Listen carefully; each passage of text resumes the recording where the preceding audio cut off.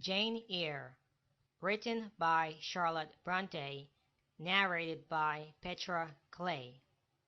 Jane Eyre by Charlotte Brontë. Chapter 1. There was no possibility of taking a walk that day.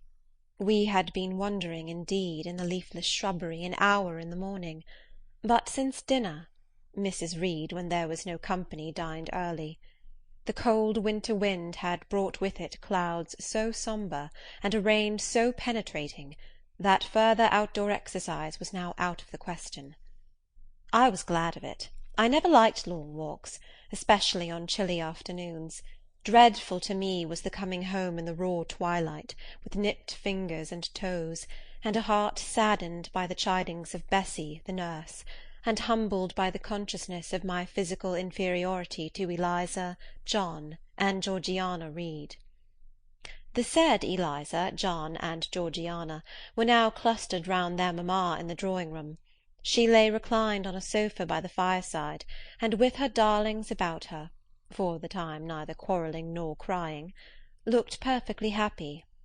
Me she had dispensed from joining the group, saying, "She regretted to be under the necessity of keeping me at a distance, but that until she heard from Bessy, and could discover by her own observation that I was endeavouring in good earnest to acquire a more sociable and childlike disposition, a more attractive and sprightly manner, something lighter, franker, more natural, as it were, she really must exclude me from privileges intended only for contented, happy little children."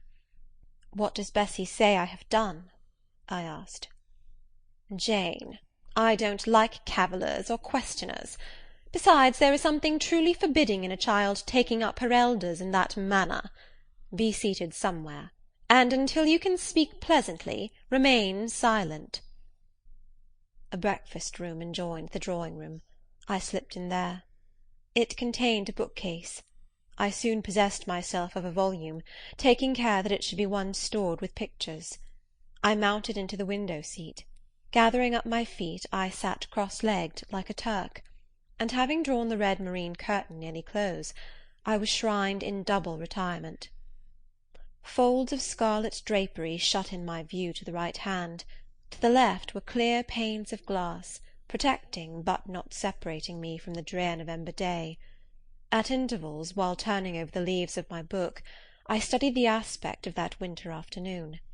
Afar, it offered a pale blank of mist and cloud, near a scene of wet lawn and storm-beat shrub, with ceaseless rain sweeping away wildly before a long and— Sample complete.